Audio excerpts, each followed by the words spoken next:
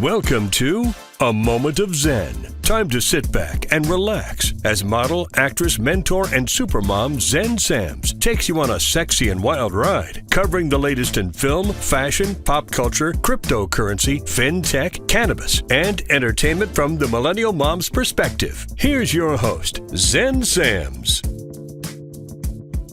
Welcome back, beautiful tri-state area. You're listening to A Moment of Zen right here on 710 WOR, the voice of New York. Welcome to our 110th episode, 2.5 years on the air and going strong. It's always such a pleasure to spend my time with you on the airwaves. Thank you so much for listening and interacting with me on social media. That truly does make it all worthwhile. For those of you that don't follow me yet, head to Instagram, Twitter, or LinkedIn and YouTube at Zen Sams. That's Zen with an X, not a Z. Also remember that we're now live on Traverse TV Sundays at 1 p.m. Eastern. And of course, all episodes of A Moment of Zen are now streaming 24/7 on Kathy Ireland's Your Home TV. And you can always find us on our YouTube channel. We have such a great show lined up for you today. Very exciting stuff. In our female Trailblazers segment, brought to you by Dominari Financial. Today in the WOR studios, live from iHeart headquarters in Manhattan, we are featuring the beautiful and talented Natalie Dawson, co-founder and president of Cardone Ventures, a thriving company that has generated over $100 million in revenue without any startup capital or external funding since its inception, since 2019. She and I are chatting leaders versus bosses, investing in yourself, and should you aim to be a likable boss? In our Healthy Minutes segment, brought to you by OGPay.com, we're featuring guests Dr. David Rankin of DavidRankinMD.com, joined by Dee Hicks, his practice's Explant liaison. Dee helps women navigate their explant process and supports them throughout their journey. He's joined by Explant patient Danielle Coryn, CEO of Lashaholics. We're chatting breast implant illness, how to identify and reverse the symptoms, and take back control of your life. In our Travel Treasures segment, brought to you by Navi Travel, today we're featuring Amun Star, an American singer-songwriter living in Egypt, famous for being the only artist ever to make music videos inside the most precious landmarks of the world, the Great Pyramids of Giza, Nefertiti's tomb, and Saqqara. Her song, Born in the USA, is steadily topping SoundCloud charts. And today she is joined by Lamia Kamel, Egypt's top branding expert and former assistant to the Minister of Tourism. Lamia is the founder of Narrative Summit and PR firm CC+. Impressively, she's also the founder of Flair Magazine Egypt. Today we're chatting all about American tourism in Egypt, why the sacred destination is so eager to receive Americans, and the cool cultural events taking place within. In our Innovation and Tech segment, brought to you by Caldwell Solms, we're featuring returning guest Robert Edward Grant, innovator and successful entrepreneur, best-selling author of Philomath. Recently, Robert and his partner Alan Green presented proof that the last wonders of the ancient world, the 3 pyramids of Giza, can be geometrically derived from the geometric perfection of Metatron's cube. Chatting pyramids of Giza, Metatron's cube, and how it all is connected. Stay tuned for our Female Trailblazer segment, brought to you by Dominari Financial in the WR studios, right here live from headquarters, iHeart in Manhattan. We're featuring Natalie Dawson. You're listening to A Moment of Zen right here on 710 WOR, the voice of New York, iHeart Radio. We'll be right back after this. A Moment of Zen is brought to you by Your Home TV. Hi, this is Kathy Ireland here on A Moment of Zen, brought to you by Your Home TV. We've developed an all-inclusive subscription-free network that you're going to love, whether it's financial freedom, fashion, beauty, health and wellness, wonderful weddings, travel and culture, cooking, entertainment, and short-form documentaries, programming for everyone. Classic films and new shows, including Kathy Ireland Presents American Dreams. We've developed this network just for you. Please check out yourhometv.com. Tune in to A Moment of Zen, Saturday nights from 9 to 10 p.m. on WOR, the voice of New York, iHeart Radio. Welcome back, beautiful tri-state area. You're listening to A Moment of Zen right here on 710 WOR, the voice of New York, iHeart Radio. I'm your host, Zen Sams. Up next in our Female Trailblazer segment, brought to you by Dominari Financial.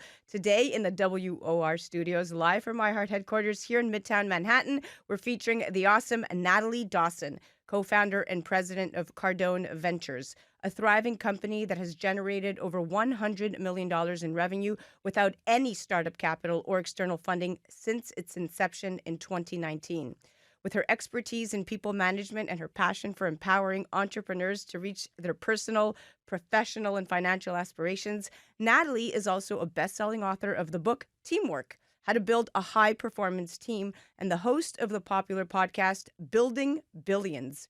She's committed to sharing specific scaling strategies that help individuals succeed through the growth of their businesses.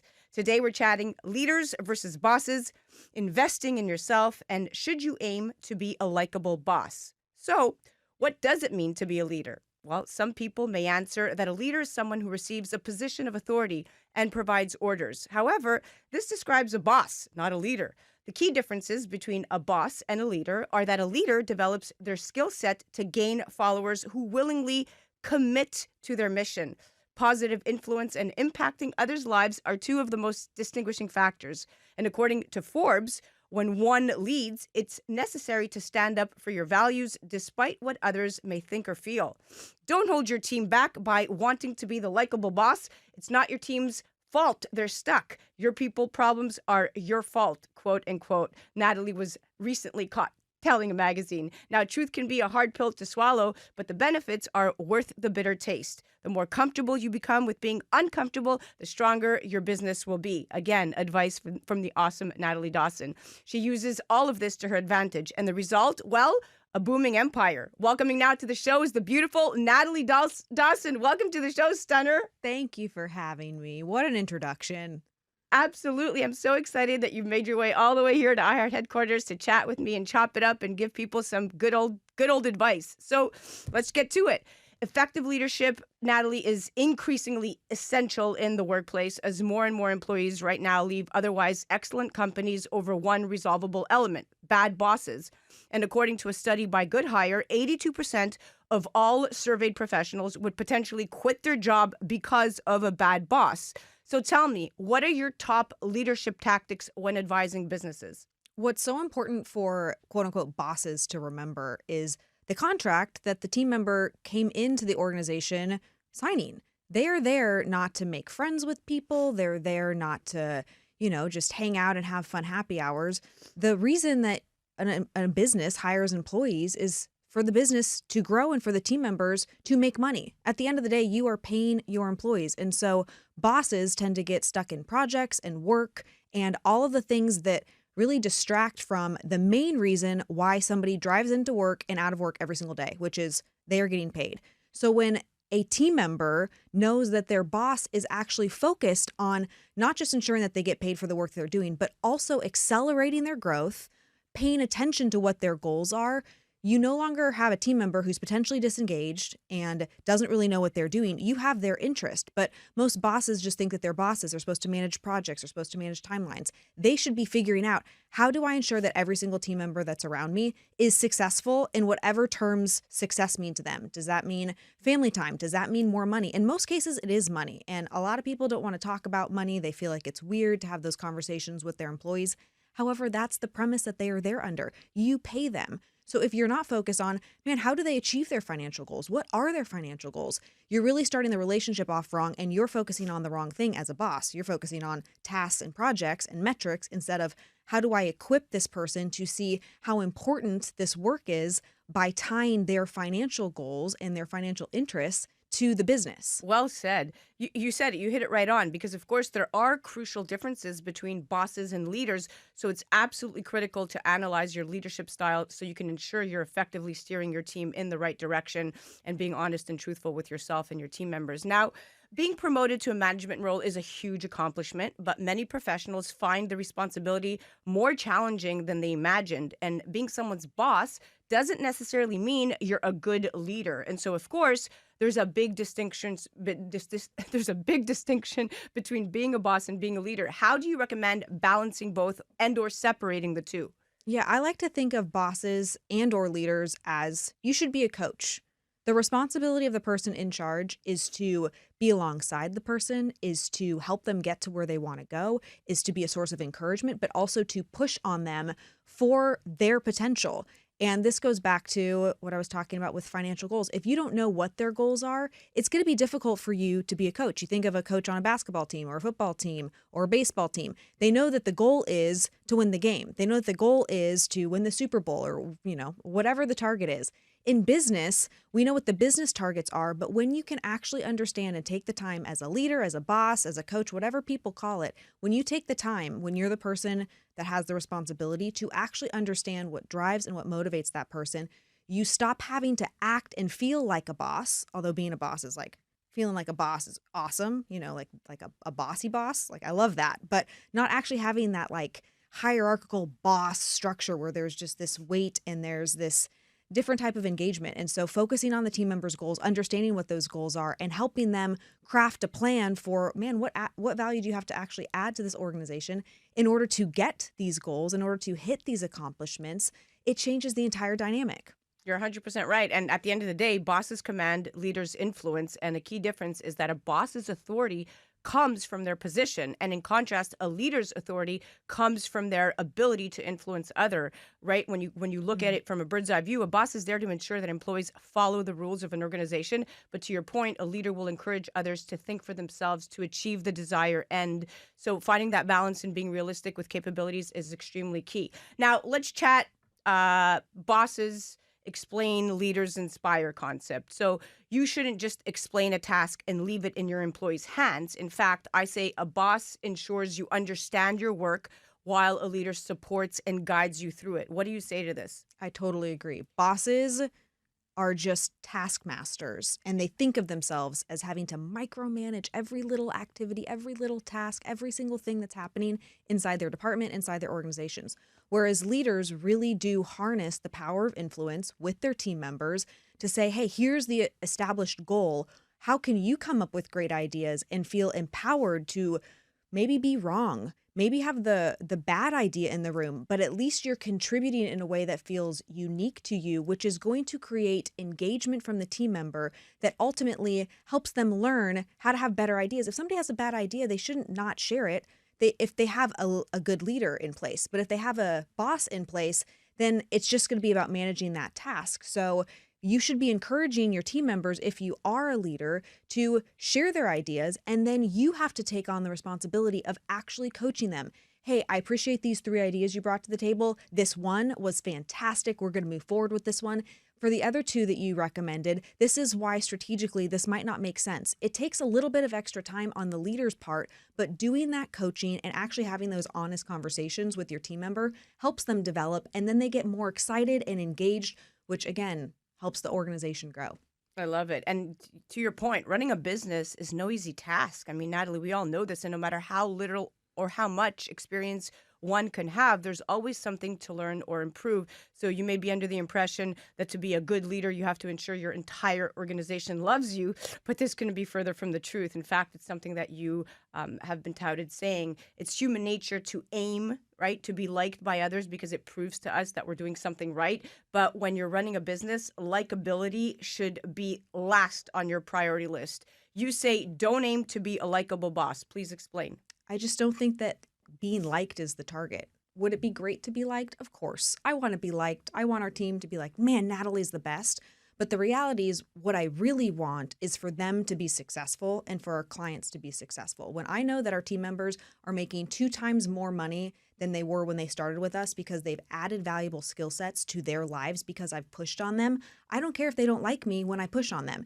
Equally, when I push on them and then they create extraordinary results for our clients, I'm not concerned that anybody likes me at that point. I know that our clients' businesses have grown. I know that those team members are making more money. They've had a better impact on their families, their leaders inside our organization. They've grown and developed. Me being liked would be really a selfish way to think about my role as a leader. And that goes back to that leader versus boss thing. A boss might not also care if they're liked all that much. A leader probably inside would like to be liked, but is willing to set that aside for the good of the organization, for the good of the team member, and ultimately for the best case scenario, which is the client that you're serving or the patient that you're servicing or the customer that you have, whatever your business model is.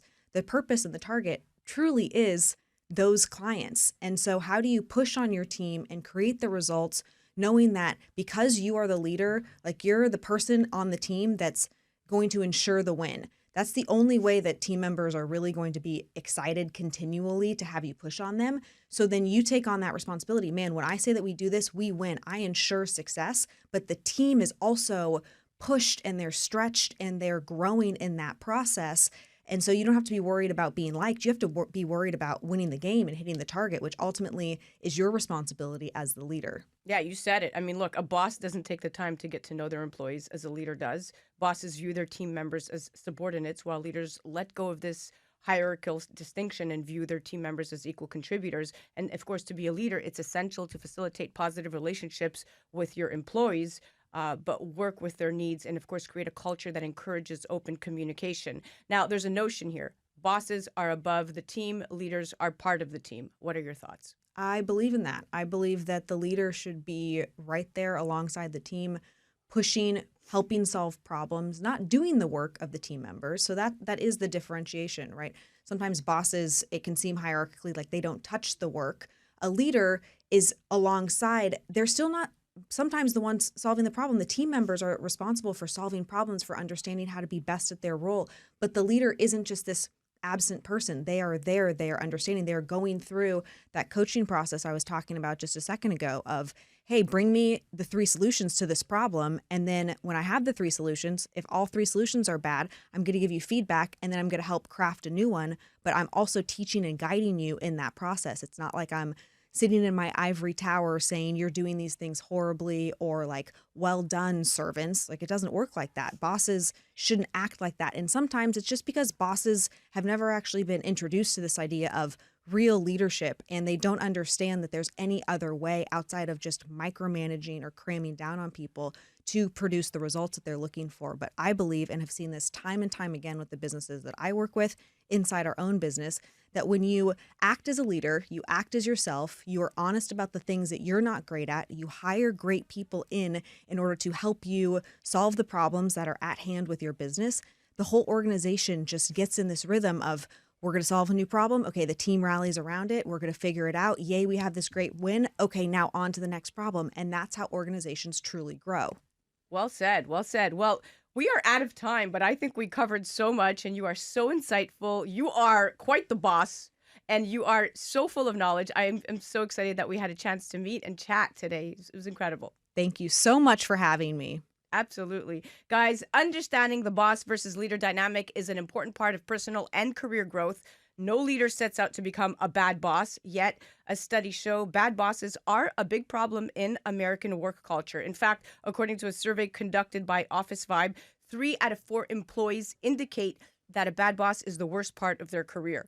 That was our female Trailblazers segment brought to you by Dominari Financial, live from WOR studios right here at iHeart headquarters in Midtown Manhattan. That was the amazing Natalie Dawson. Check her out at CardoneVentures.com, at thenataliedawson.com, and you can check her out all over the gram, TikTok, and YouTube at Natalie Dawson. You're listening to A Moment of Zen right here on 710 WOR, the voice of New York, iHeart Radio. We'll be right back after this.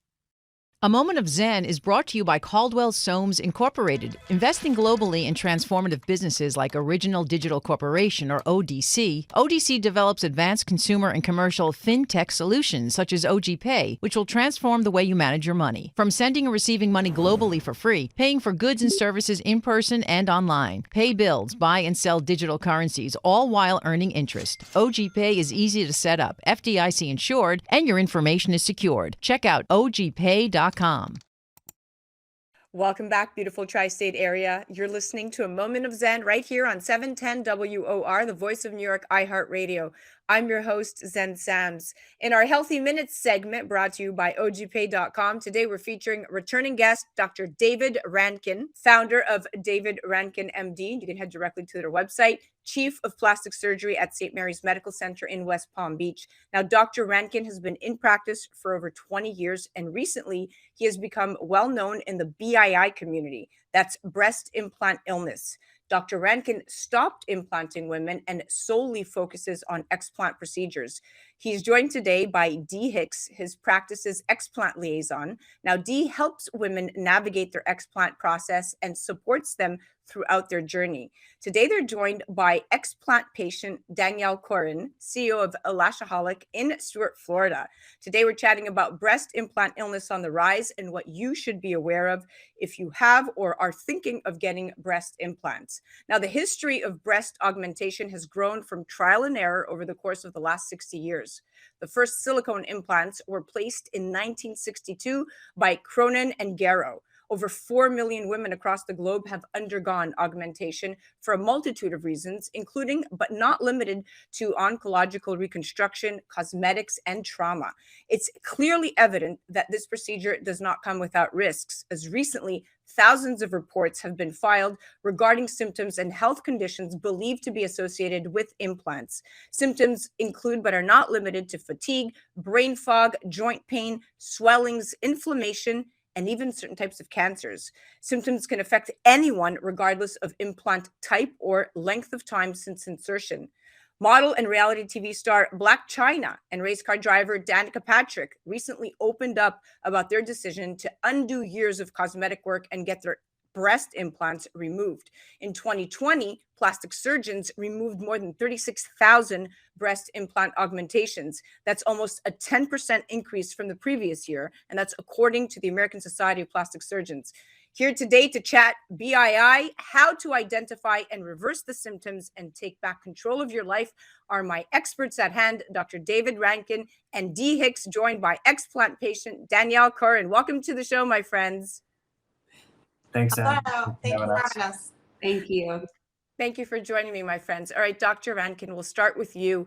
In March of this year, the FDA issued a safety communication with updated information about squamous cell carcinoma, SCC, in the scar tissue around breast implants and recommended healthcare providers talk with patients who have or are considering breast implants about SCC and various lymphomas in the capsule around the implants and ask that they properly outline the dangers. Now, do you think plastic surgeons are truly warning patients?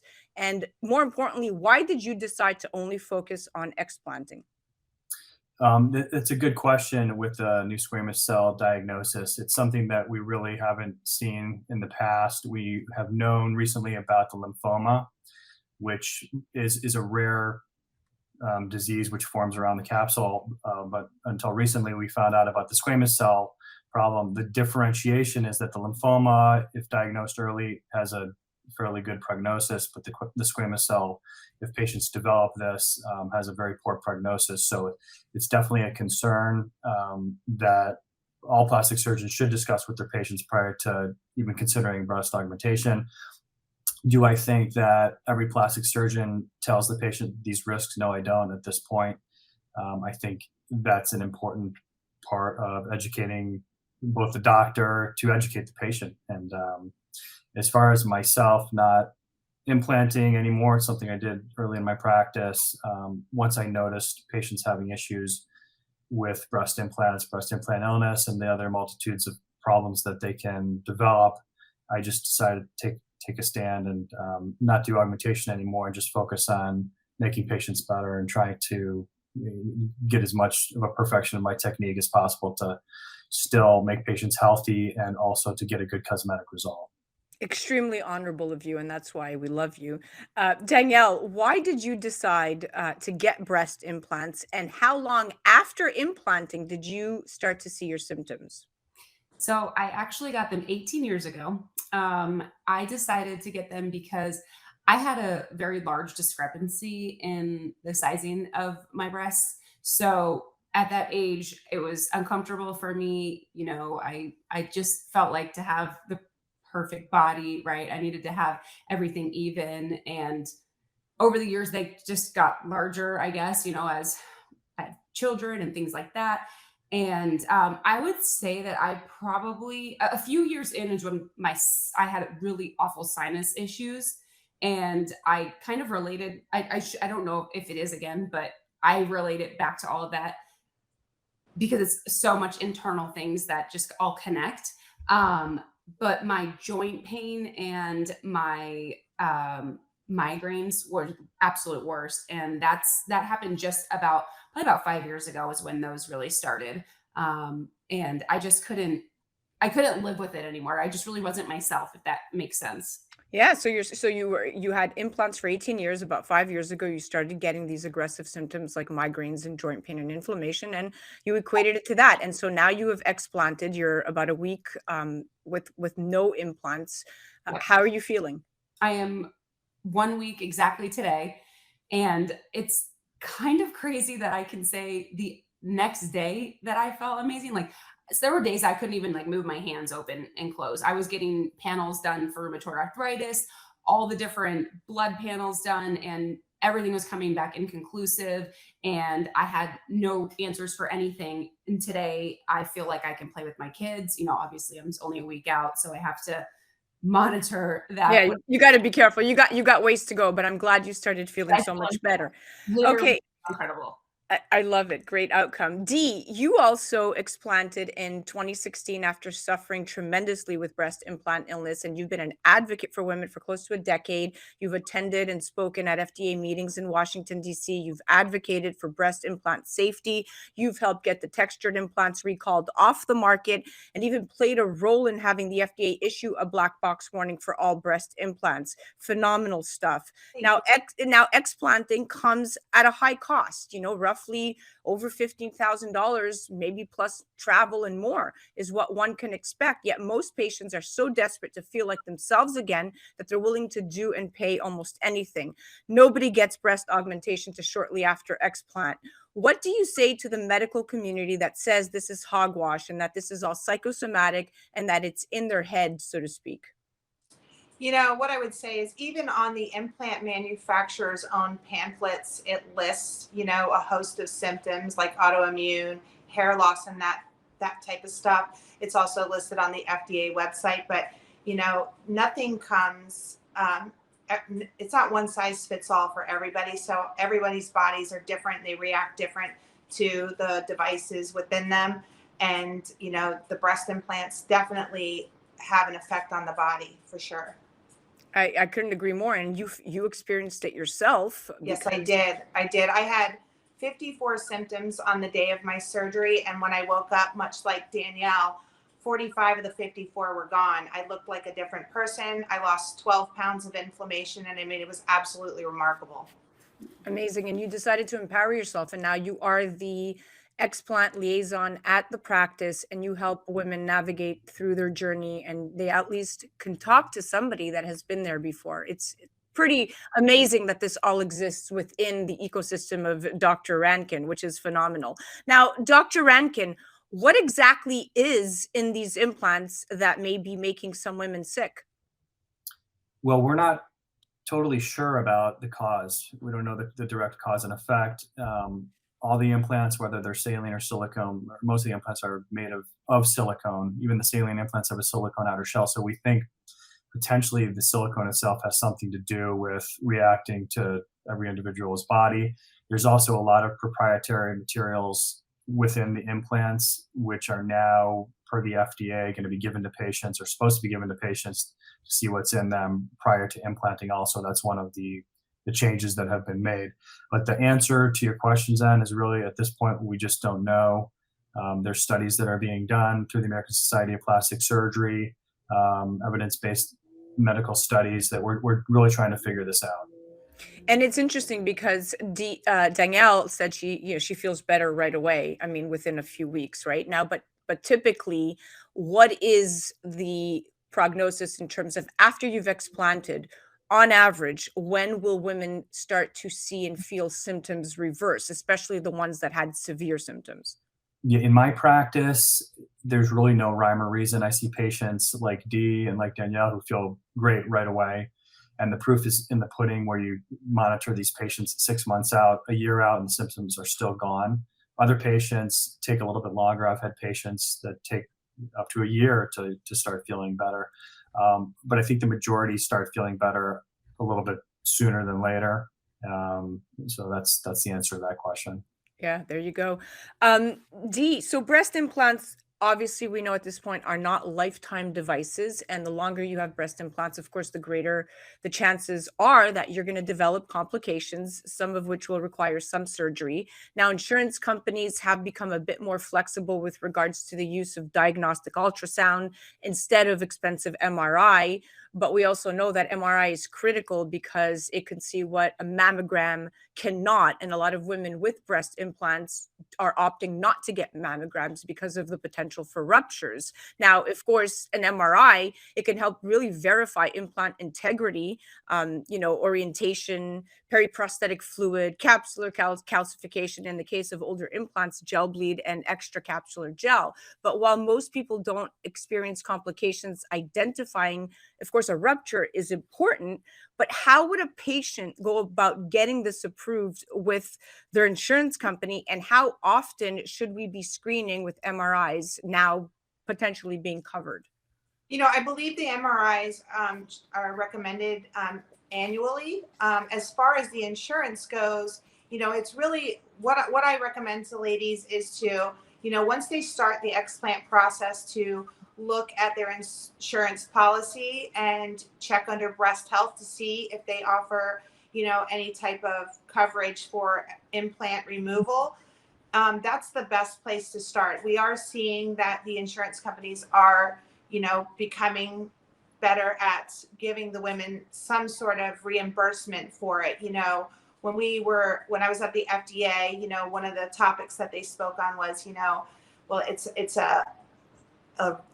a surgery that is elective, and it's not their fault, so to speak, that we got sick. But if you look at, take a smoker, if I smoke cigarettes and I get cancer, insurance is going to help pay for that and remedy it. So Yeah.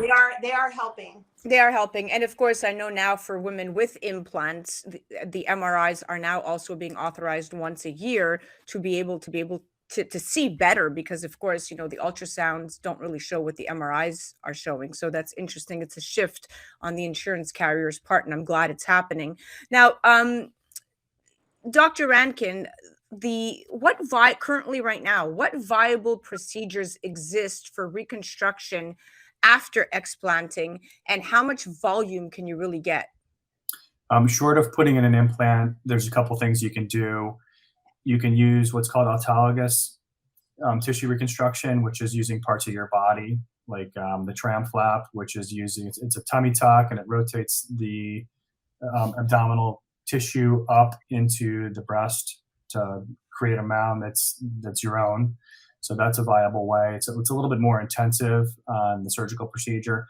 Fat grafting is becoming a little bit more prominent, which is liposuction and taking that fat and injecting it into the breast.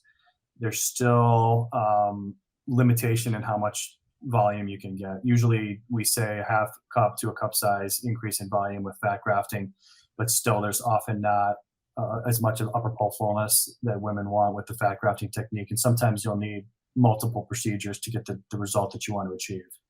Interesting. There's amazing technology that, of course, has propelled the way for all of this, but it still remains to be expensive, and it still remains to be a gray area for options for women that don't want to, put anything foreign in their bodies. And at this point, it's a huge percentage. Danielle, what is your one piece of advice to all women out there with implants or considering getting a breast augmentation?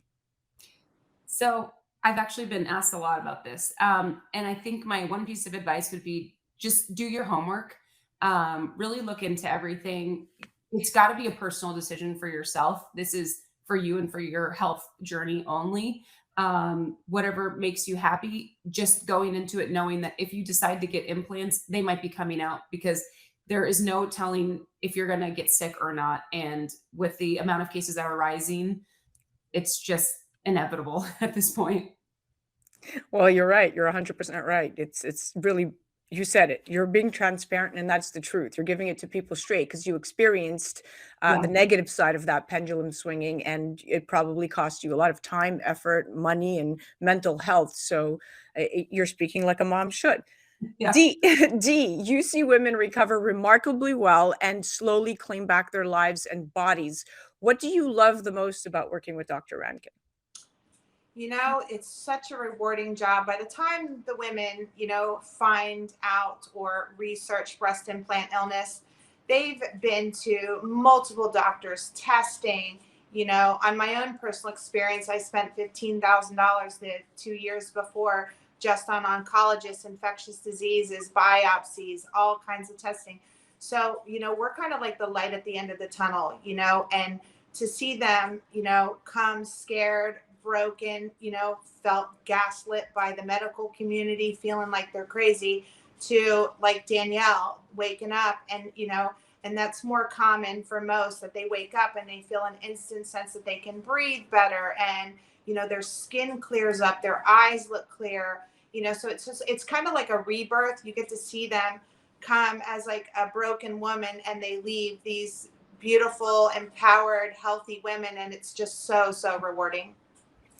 Well, I can't agree more, and I've had personal friends and family members that have experienced your service, and you are right on it. You are warm, you are transparent, you are honest, you are professional, and it speaks a great deal to David Rankin, his ecosystem, of course. Thank you. It was a pleasure chatting with all of you. Danielle, thank you for being so brave and coming on and being transparent and really paving the way for other women out there and taking a stance with your body and of course, claiming it back after 18 years. Congratulations. Thank you very much. Dee, you are incredible. Thank you for being you and paving the way for women that feel like they really need somebody to hold their hand on this journey. Thank you so much. And Dr. Rankin, you know what I feel about you. Thanks, Sam. It's great being on your show again. That was our Healthy Minutes segment brought to you by ogpay.com. And that was the amazing Dr. David Rankin. You can check him out directly on his website at davidrankinmd.com. Definitely check out Danielle Coryn at Lashaholic And that was Dee Hicks, implant liaison at David Rankin MD. You're listening to A Moment of Zen right here on 710 WOR, the voice of New York, iHeart Radio. We'll be right back after this. A Moment of Zen is brought to you by Nave, a members-only travel portal exclusively available through Organo, offering members steep discounts on nightly or weekly hotel stays, cruises, auto rentals, excursions, and so much more. With its travel getaway portal, Nave makes the days of surfing multiple travel sites and spending hours evaluating the best deals done with. That's because with Nave, you are guaranteed the best prices. Plus, to gain access to an even more expansive collection of condos, hotels, cruises, vacation villas, fantasy getaways, and concierge service, there's Forever Weeks. Simply purchase a Nave Forever Weeks package one time and enjoy the benefits many times. With Forever Weeks, forever means forever. Not only does Nave guarantee you the best prices, but it is also one of the few travel portals that pays a referral bonus, in addition to you earning rewards points, which can be redeemed on the Travel Getaway portal for further discounted hotel room rates. Become a member today and navigate the world of travel. Nave, the world for you to experience. For more information, go to nave.travel. That's nave, Nave.travel.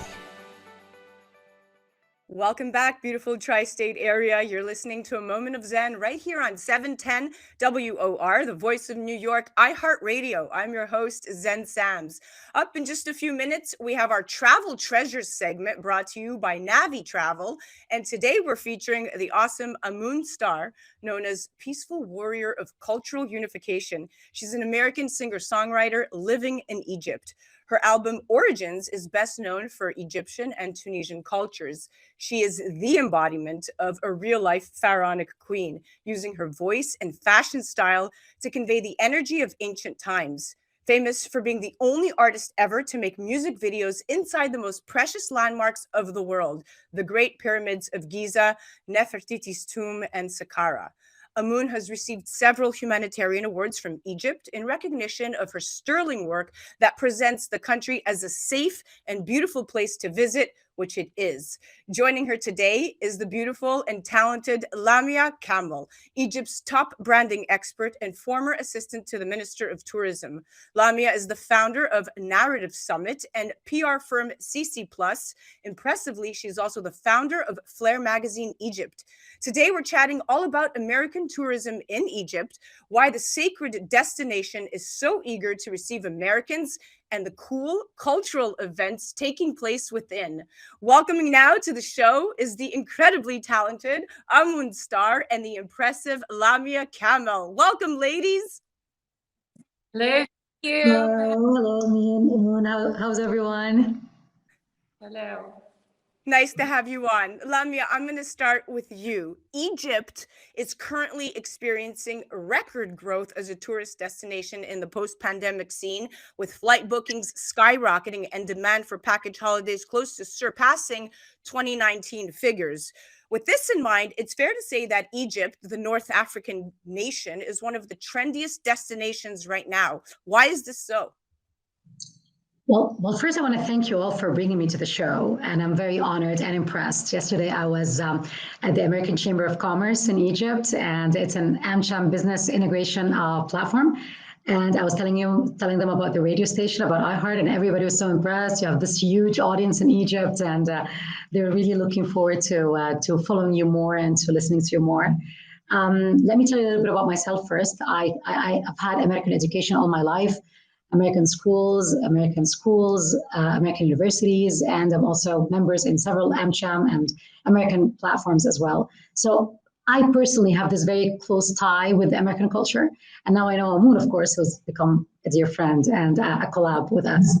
So it comes naturally to me to see this huge cultural integration between both countries, because as an Egyptian, as someone who's been educated from an American perspective, I can see this respect that the US has for us and the amount of history that we have to offer to the world as well, in addition to the progressive culture, the contemporary culture that's right now we're trying to push to the world and reintroducing Egypt as this young, dynamic, crazy destination that is ready to welcome everybody from the whole world. So I wanted just to give you this little brief, this little intro to show this, why I'm here and why I see this great integration happening. I love it. Thank you. So I started my journey like 17 years ago when I started working PR. But in 2016, I was hitting my 10-year milestone in PR. And this is when I thought that Egypt deserves a better PR and deserves to be better recognized in the international community. So I founded what is called the Narrative Summit, which is a nation branding platform. We created several editions for the summit, whereby international speakers would come from the global community. Egyptian speakers would come and speak about Egypt, not just as a pharaonic destination, as a historic destination, but also as a contemporary culture place whereby people can enjoy a diverse group of things that they can do in this country. So we started that in 2016, and we're continuing doing that. And I was appointed as Assistant Minister of Tourism and Antiquities in 2021. And my mission among a very big team is to reintroduce Egypt to the world. So basically what I did in the private sector, I had to take it in a storytelling format to give to the international community. So we did a lineup of events, like the Mummy's Parades, the Sphinx Avenue. We did all those road shows in Los Angeles with King Ramses II. It's amazing. Yeah. So I'm gonna. This is all amazing and incredible stuff. I'm gonna get to Amun right now and ask her a few questions, and then we'll pivot back to you and talk about the incredible stuff going on in Egypt. Amun, you're professionally known as Amun Star, and Amun is the god of the sun, wind, and fertility. Where does your fascination with Egypt come from, and why do you think that tourists, in particular those coming from the West, are suddenly obsessed? And in your perspective, what are some of Egypt's strongest assets? Oh, that's a lot of questions. I think that currently the West is obsessed with Egypt because it represents roots of humanity that we don't really get to indulge in America because it's such a new country.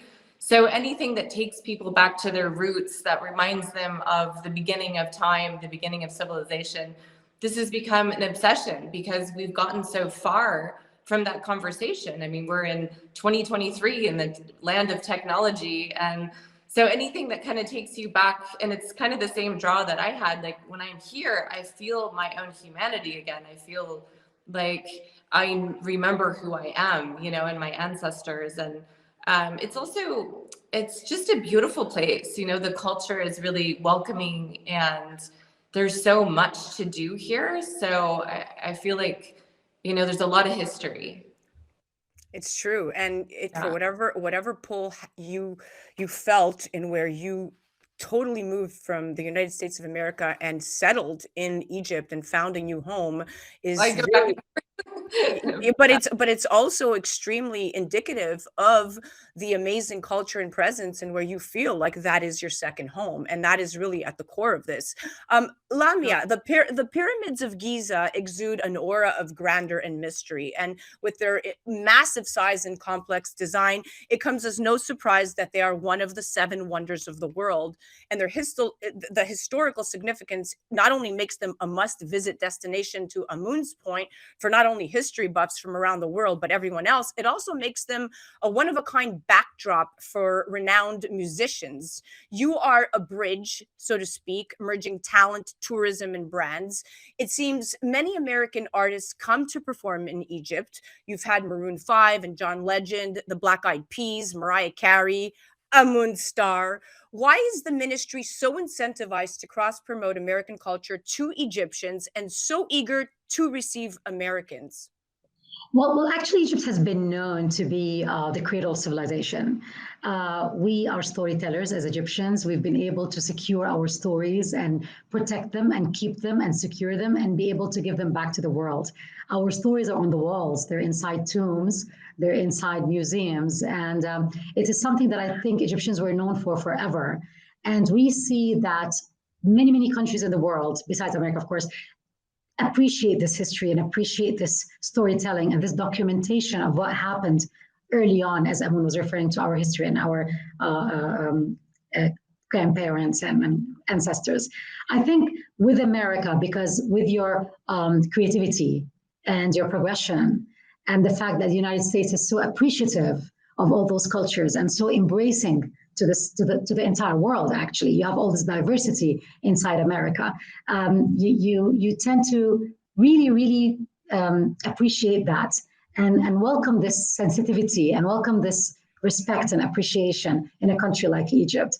We've seen a lot of American tourists come and appreciate, even if they see the shortcomings, because there are some shortcomings. We have our challenges as a country, but they tend to understand and appreciate and respect it. And seeing this, we felt that with everything happening in America, with the Hollywood and all the movies and the scene, the music scene, it seems to be the perfect platform and the perfect place for us to exchange and see. It is. And please do tell me about the music scene. Tell me about this amazing event that you're collaborating on with Amun Star. I want to hear all about it. Well, first, I was very impressed. It started off with us with Flair magazine, which we founded. It's a lifestyle magazine which recently won the Luxury Lifestyle Awards in 2023. And I found this beautiful woman reaching out. And see, in Egypt, we believe in energy. And even our ancestors, our kings and queens, the pharaohs, they believed in this energy. And when you love a country so much and when you love a civilization so much, it loves you back, So I was so infatuated with everyone's love for our country, for our civilization, for our history, and I felt this connection. So as a magazine, we started supporting Amun very much and supporting her work and supporting what she does. And so when we won this award, Amun was so excited for us, and she wanted to do a collab and do an event together. And we were looking at one of the biggest museums right now in Egypt, which is the National Museum of Egyptian Civilization. It's where the mummies parade took place and where the mummies reside. 12 mummies are currently residing in this museum. Wow. It has a beautiful lake. And we're going to have this event in June whereby many people from the music scenes and from the creative scene in Egypt are going to attend and welcome Amun and get to know her better and get to understand the kind of work that she's been doing.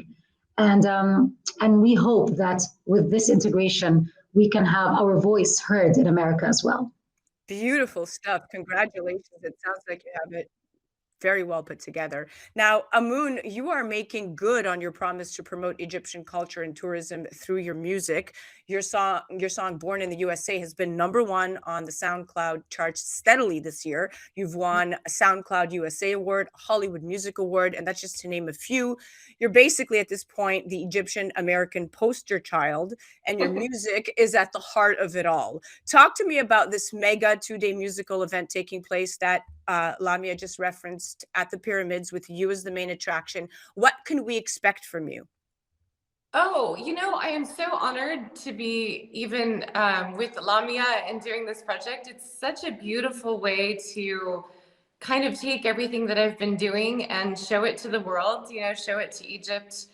And, I feel like because it's such an artist expression and every artist feels this way, like when you get a chance to really show off your art, your hard work, then it's an exciting moment. And for me, it's really a culmination of the two cultures because I worked really hard throughout many years of telling people actually, how the media was projecting things is not actually the way it is. And I love dispelling myths about cultures. I love telling people what it's really like by actually experiencing it. So I really enjoyed this whole journey. It's just been amazing. And it's been welcomed with so many beautiful people. I can't even tell you how much abundance is in the art itself. So the chance that we get to do this together, Lamia and I, because I really honor her work as well. It's just an amazing magazine and her as a person.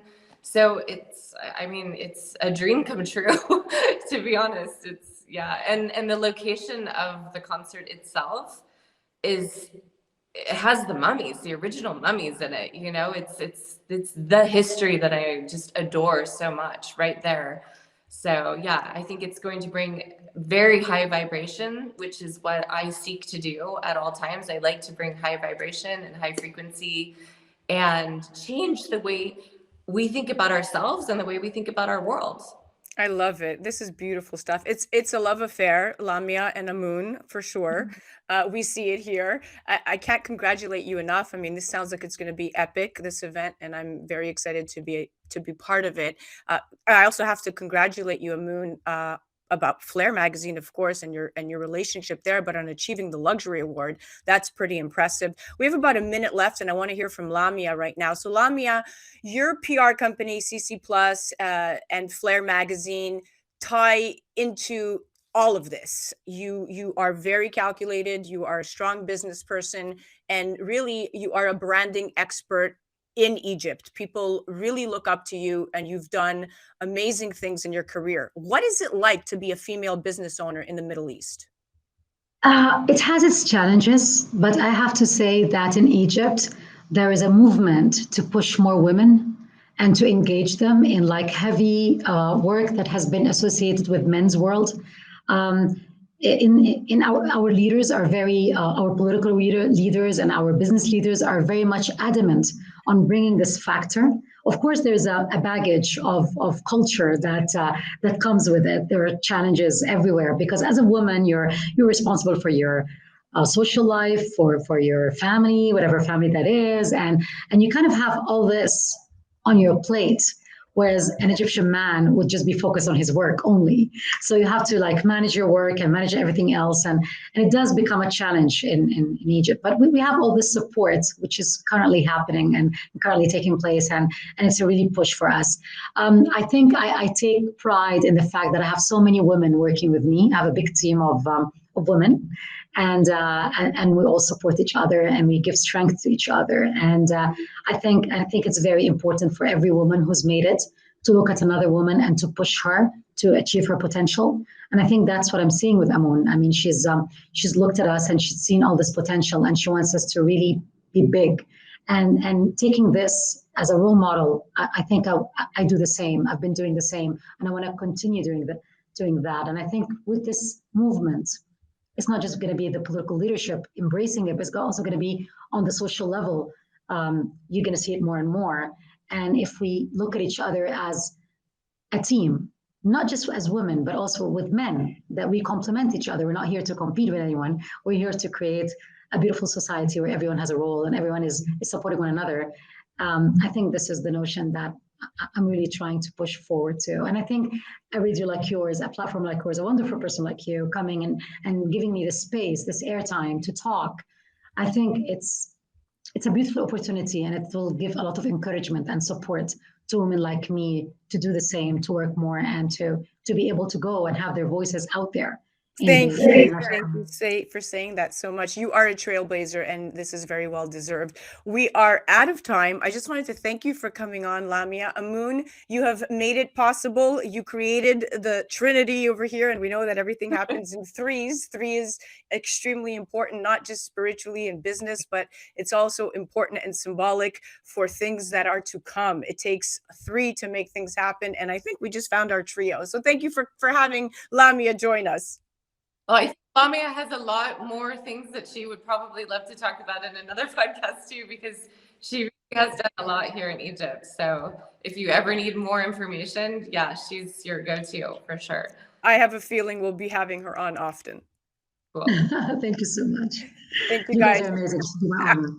Absolutely. Guys, listen, you definitely have to check out Egypt. I don't know how you're going to get there. I don't know when you're going to get there, but you have to get there. It should be on your bucket list. Egypt is one of the most ancient and culturally charged nations. It's located in North Africa in the historical Maghreb region. It's best known for being the land of the pharaohs and boasting an endless supply of ancient world wonders. Its capital, the sprawling Cairo, is a megalopolis distinguished for being the largest city in all of Africa and a tourism powerhouse, housing the landmark Egyptian Museum, where some of King Tut's artifacts and other treasure troves can be admired. Also, Egypt is relatively affordable and has a depreciated currency, which benefits Western visitors, converting their hard-earned tourist dollars into Egyptian pounds. That was Lamia Kamels, Egypt's top branding expert, founder of mega media event Narrative Summer and PR firm CC Plus. Impressively, she's also the founder of Flair Magazine Egypt. You can check them out on the gram at Flair Magazine EG, CC Plus News, Narrative Summit. Definitely head to their website at cc-plus.com. And of course, you have to check out our awesome Amun Star on the gram at Amun Star. That's star with 2 R's, or you could head directly to her website at amunstar.com. You're listening to A Moment of Zen right here on 710 WOR, the voice of New York, iHeart Radio. That was our Travel Treasures segment brought to you by Navi Travel. We'll be right back after this. A Moment of Zen is brought to you by Caldwell Soames Incorporated, investing globally in transformative businesses like Original Digital Corporation, or ODC. ODC develops advanced consumer and commercial fintech solutions such as OG Pay, which will transform the way you manage your money. From sending and receiving money globally for free, paying for goods and services in person and online, pay bills, buy and sell digital currencies, all while earning interest. OG Pay is easy to set up, FDIC insured, and your information is secured. Check out ogpay.com. Welcome back, beautiful tri-state area. You're listening to A Moment of Zen right here on 710 WOR, the voice of New York, iHeart Radio. I'm your host, Zen Sams. Welcome back to our Innovation and Tech segment brought to you by Caldwell Soames. Today, we're featuring returning guest, Robert Edward Grant, innovator and successful entrepreneur, best-selling author of Philomath. He specializes in number theory, mathematical physics, and blockchain cryptocurrencies. Recently, Robert and his partner, Alan Green, presented proof that the last wonders of the ancient world, the 3 pyramids of Giza, can be geometrically derived from the geometric perfection of Metatron's cube. So what is Metatron's cube, you ask? Well, according to sacred geometry, Metatron's cube represents the blueprint of creation. In fact, it symbolizes balance and harmony, illustrating how all life is connected. It's a blueprint that also apparently lies in us. Metatron's cube is made up of 13 circles that are connected by straight lines. Together, they're believed to form all the shapes in existence. Even more intriguing, the 5 platonic solids are contained in the cube, which are sacred geometry shapes that are thought to be the building blocks of the universe. But what divine meanings are behind its intricate patterns? No pyramids are more widely known than the pyramids of Giza, located in the west bank of the Nile River outside of modern-day Cairo.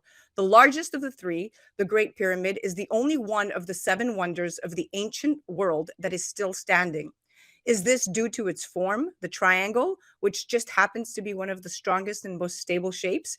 Or is it due to the perfect geometry and divine measurements that helped build this massive structure?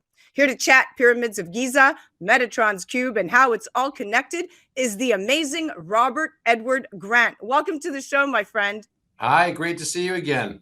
Great to see you. This is right up your alley, and you are the perfect person to chat with us about.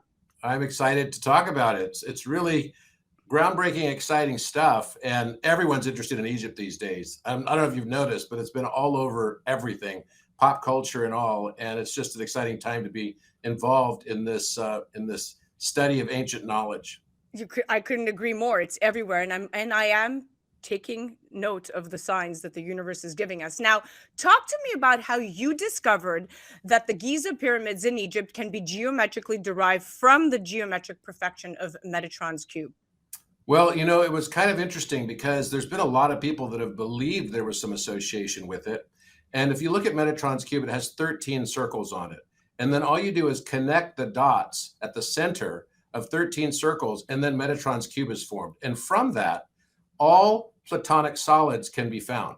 So you can actually just take the line intersections of Metatron's cube and create not only a cube, a tetrahedron, also an icosahedron, a dodecahedron, and an octahedron. All 5 of the platonic solids, Plato, named after Plato, the philosopher and mathematician, can be found in Metatron's cube. And so therefore, those are the 5 building blocks. So the platonic solids are the geometric forms that have regular shapes on each side. For example, a dodecahedron has 12 pentagonal sides. So the other thing is the icosahedron. The icosahedron, icosa in Greek just means 20, and it has 20 triangular sides that are regular triangles. So each of the sides of the platonic solids are regular, and they are the building blocks of the entire universe itself. In fact, water clusters, even the COVID virus, is based on the icosahedron.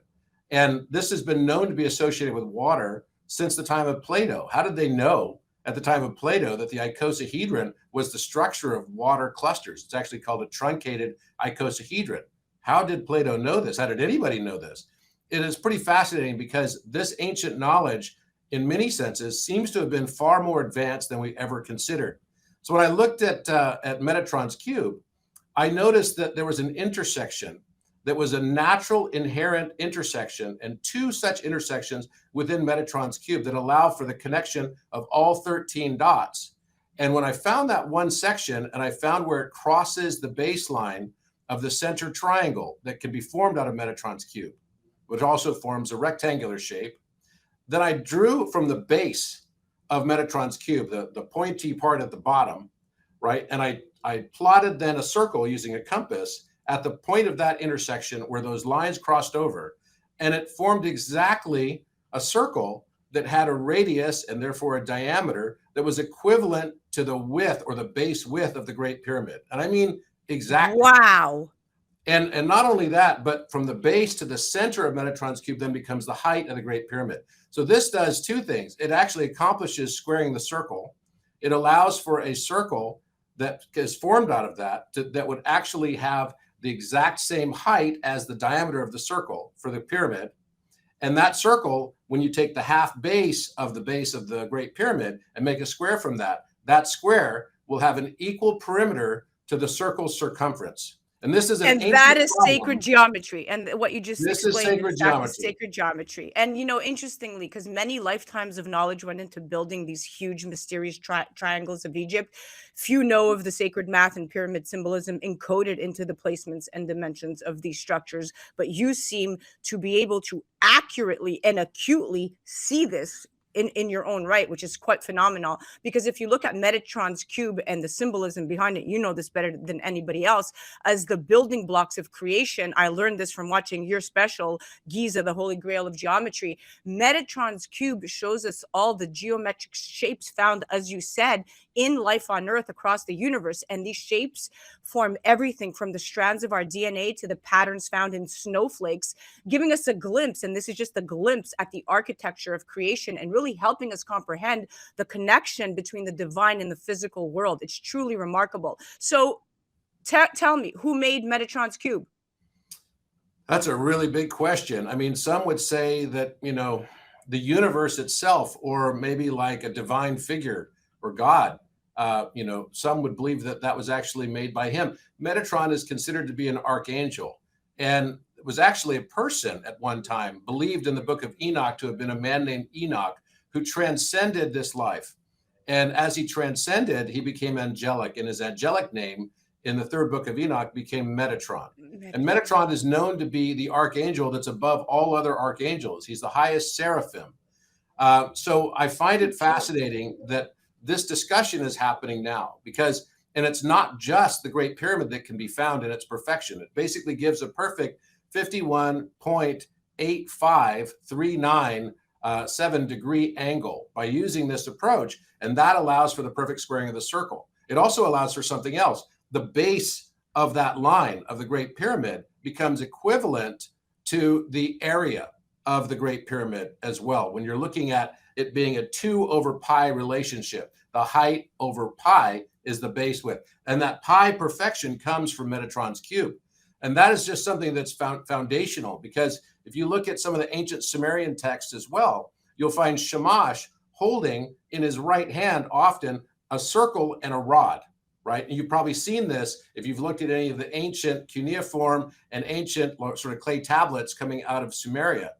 Well, that circle and rod has the same proportions as the base of the Great Pyramid and the circle, right, that would be to the half point of the Great Pyramid and its height. So that's basically telling us that you have a circle that has an equal circumference to the base. The base is a straight line. It's so perfect. It's like mind-boggling. And it's not just mind-boggling.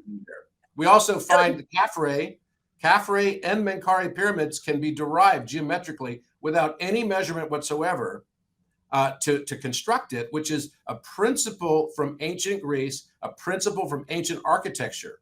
So you could say that geometry is the music that we experience with our eyes, right? And then when we take that geometry and put it into musical form, then it can also be expressed in the form of architecture. So when we look at architecture that's really beautiful, it's like hearing symphonies for us, right? Because and that's the truth. That's the bottom line. Hearing symphonies. Wait, I have one more question. I want to be mindful of the time. So everything you're saying is giving me chills. I'm sitting here like in awe, like just listening to you. But when you take it one step further, and of course going back to Metatron, right? It's believed that the Italian mathematician Leonardo Pisano, known as Fibonacci, first discovered Metatron's cube.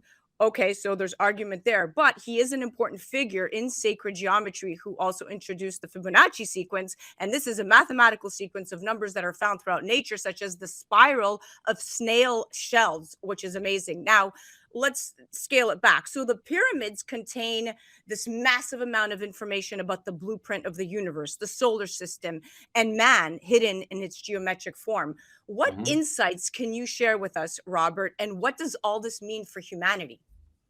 Well, first of all, if you take it a step further, we haven't released the other parts of this film yet. There's 5 parts in total. We've only released the first. And what this does is establishes the geometric relationship. The next film is going to show that even using the Glendash measurements, right? So the people that have measured the Great Pyramid and all the pyramids on the plateau and the plateau itself most closely would be a guy by the name of Flinders Petrie, and then also Glendash, who recently did it not that long ago. So this was the most recent sort of surveying that went on. We took this and we found that on 2 dimensions, not only looking at the pyramid from the ground, you can construct all pyramids in perfect proportion to each other without using any measurement, which is a principle of Greek architecture and, Hellenistic as well as ancient Egyptian mystery school architecture. But then also from the top, so from an aerial view, the entire Giza Plateau structure is also based on Metatron's cube. And that's a mind boggler, right? Because now you're looking at it in 2 dimensions on an x-axis and a y-axis, and also you'll find in the videos a z-axis. So what does all this mean? Well, it means they had some super advanced knowledge, without a doubt. But more importantly, it points us right to music, because the ratios of each of the pyramids are perfectly the musical intervals that are the 13 musical intervals. I told you Metatron's cube starts with 13 circles. The 13 circles represent each of the musical intervals that are resident within 1 octave of music. So we have things in music, if you know any music theory, we have something called a perfect fifth. we have a major third, and we have a minor sixth. So you basically take each of these and make them opposite. A major third has an opposite that would be its inverse as a minor sixth, and they all have to sum to 9. A third will add up with 6 to 9, for example, and a major second becomes a minor seventh. What we find is all 3 pyramids perfectly demonstrate the exact Pythagorean musical intervals of all musical intervals. So this means that the Great Pyramid is the diminished fifth and the augmented fourth. The second pyramid, Khafre, is the perfect fifth and the perfect fourth. And Menkaure is the major third and the minor sixth. And each of these represent emotional states for us, because when we listen to music, it gives us emotional feelings, right? Oh yeah. I just listened to Tchaikovsky's Fifth Symphony over on the way here, and it was like, wow. Yeah. And the thing is that what we notice is that when we look at the Great Pyramid, and what we look at when we look at Menkaure is the third pyramid. It gets the least attention because it's the smallest, but actually it has the most perfected relationships for love, divine and romantic love. And yet the emotion that people feel when you listen to the inverse of the major third is the minor sixth, and they say it's heartbreak. It's heartbreak. So wait a minute. So when we look at the pyramids, then if they represent all 13 intervals, that represent all 13 colors of a gradient of a rainbow, right? And a full octave of light. It's still connected. It's still going. Robert, this is endless. This is fabulous. Who are you? You are genius. This is beyond comprehension, to the point where I consider myself to be somebody that knows a lot about a lot of everything, right? Because I study. But this is the key to the answers to humanity. I mean, this goes beyond just geometry. And we have about a minute left. But what I will say in this segment is, if ancient designers did encode something in the Great Pyramid, I do personally believe they would have wanted the structure's very geometry to carry the message. And perhaps the Great Pyramid is not a tomb, but a tome, a large book, so to speak, open to all those like yourself who possess geometrical understanding, much in the same spirit of what Plato's Academy inscribed later on its door: let no one ignorant of geometry enter. And I love that. And there you have it. It was so insightful speaking to you. You're amazing. Will you come back? I'll be happy to come back anytime. Absolutely. What I was going to say to you as well is that it's also, there's an even more beautiful message that is leading through all of this. I believe the pyramids were literally left as a touchstone or a tome, as you say. I believe that they were left for us to find enlightenment, and that they are showing us that they understood what enlightenment was. And enlightenment represents the stages of awakening, which are starting with narcissism, which sounds strange. Narcissism actually becomes the doorway to awakening, because you get so shocked and you have such a crisis that comes out of your narcissistic behavior that you start realizing all the things that you thought were separate from you are not separate from you at all. They're just reflections of you. And because you've hated yourself, the world starts to hate you back. And every time we judge the world around us, it's actually just a reflection of what we don't like about ourselves. So basically what this means is, often people go through this cycle of then thinking, well, if I'm one with the rest of the universe, and there's actually a math equation for it, you have an energetic signature that's mathematical, that's a number X. It's an X value. The world around you becomes 1 over X. How do you merge back with that? When you multiply by the world. Stay put. I want to cut to a commercial break. I'll come right back. We have so much to discuss. Don't move. All right, guys, you have to check out Robert Edward Grant. That was our innovation and tech segment, brought to you by Caldwell Soames, and the amazing Robert Edward Grant, innovator and successful entrepreneur, best-selling author of Philomath. Head directly to his website at robertedwardgrant.com. You're listening to A Moment of Zen right here on 710 WOR, the voice of New York, iHeart Radio. We'll be right back after this. A Moment of Zen is brought to you by Caldwell Soames Incorporated, investing globally in transformative businesses like Original Digital Corporation, or ODC. ODC develops advanced consumer and commercial fintech solutions such as OG Pay, which will transform the way you manage your money. From sending and receiving money globally for free, paying for goods and services in person and online, pay bills, buy and sell digital currencies, all while earning interest. OG Pay is easy to set up, FDIC insured, and your information is secured. Check out ogpay.com. Welcome back, my beautiful tri-state area. You're listening to A Moment of Zen right here on 710 WOR, the voice of New York, iHeart Radio. Welcoming back to our Innovation and Tech segment brought to you by Caldwell Soames. We're chatting with my dear friend, the amazing Robert Edward Grant. Welcome back, my friend. Hi, good to be back. Okay, let's jump into our extended segment. Let's chat constellations and stars above. So, fascinating to me. Again, the Great Pyramid of Giza also has a very intentional connection to the constellations Orion and Sirius. The southern shaft from the King's Chamber of the Great Pyramid was built to be directed towards the Orion and constellations that represent Osiris. Talk to me more about this. So you're absolutely right. Osiris and Orion, is the constellation associated with the life of Osiris. Osiris was a man who was known as also a god in the Egyptian pantheon. And actually in the Greek pantheon, so you have to kind of know the pantheons. They go from Sumeria that had 7 gods, right? And then they expanded it. Egypt ended up with 9 gods. And then the Greeks and the Romans took 12 gods, right? And then eventually the Greeks, because of their association with Egypt, made a new god and combined Zeus with Osiris, the 2 top gods, right? And they called him Serapis. So you probably heard of the Serapeum in Egypt. You might go there to visit. It's underground. There's like 24 sarcophagi there. That's actually one of the places to worship Serapis, right? Serapis. And there are large sarcophagi there that were supposed to house bulls, right? Very, very large, each one being approximately 100 tons. So you're talking about massive sarcophagi. How do they get them underground? It's such a big question there. But when you look at the story of Osiris, Osiris was killed by his brother. His brother had made a casket for him, right? And so he said, oh, whoever can fit in this casket can keep it, right? Can have it, because it's like this nice burial casket. Well, of course, Osiris says, oh, I fit in this. And he was kind of boastful. He lays down in it. And his brother slams the lid down, nails it shut, and throws him in the Nile River. Kills him and cuts him into 14 parts, right? Now, this is famously where Isis comes along. And the reason why no one ever talks about the reason why it happened, why did his brother get so angry at him? Because Osiris had an affair with Set's wife. Set's wife was a woman named Nephthys. And they're all brothers and sisters. This was sort of like, nepotism extraordinaire, right, going on in the kingly court, and Osiris was the man.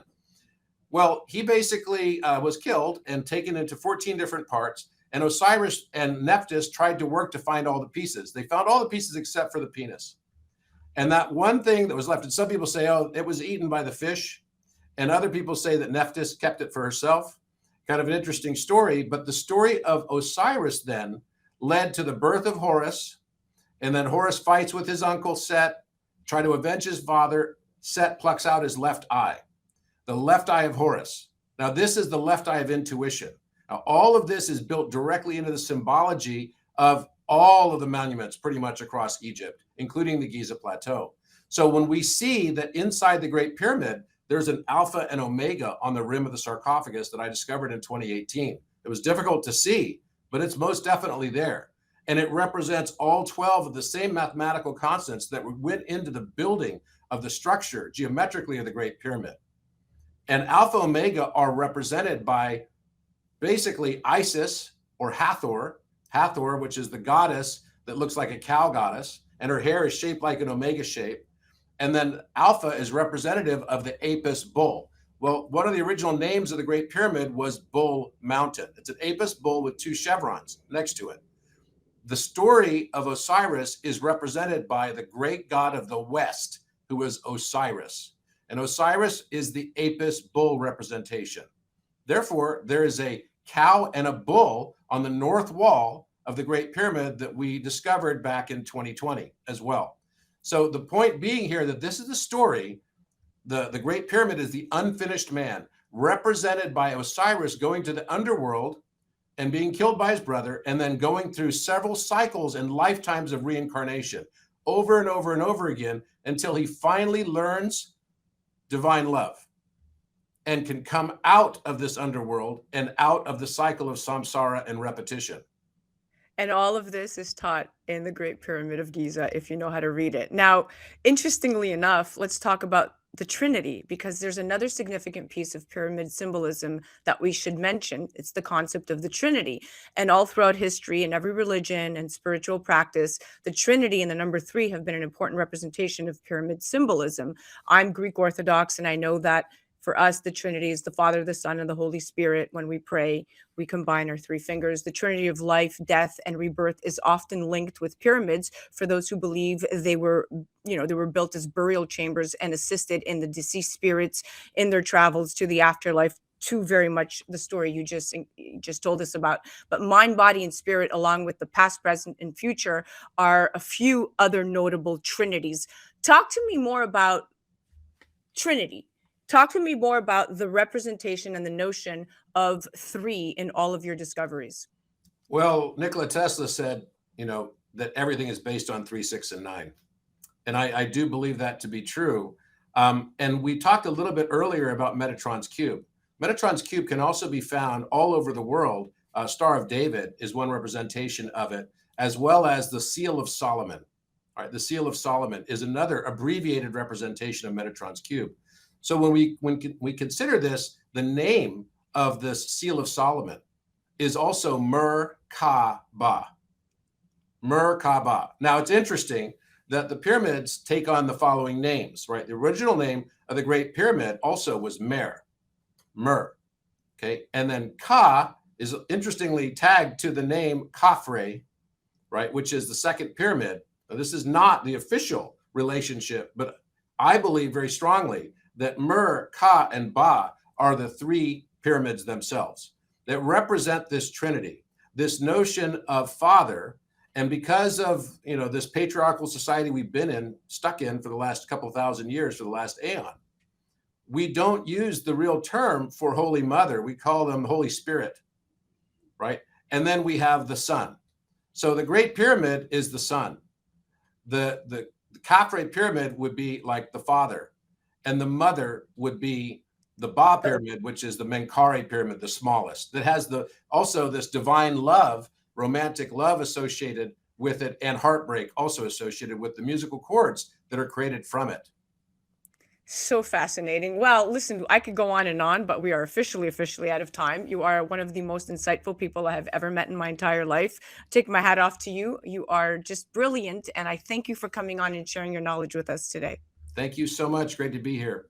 Absolutely. Guys, do check out this amazing soul, Robert Edward Grant. Head directly to his website at robertedwardgrant.com. That was our Innovation and Tech segment brought to you by Caldwell Soames. You're listening to A Moment of Zen right here on 710 WOR, the voice of New York, iHeart Radio. We'll be right back after this. A Moment of Zen is brought to you by Your Home TV. Hi, this is Kathy Ireland here on A Moment of Zen, brought to you by Your Home TV. We've developed an all-inclusive subscription-free network that you're going to love, whether it's financial freedom, fashion, beauty, health and wellness, wonderful weddings, travel and culture, cooking, entertainment, and short-form documentaries, programming for everyone.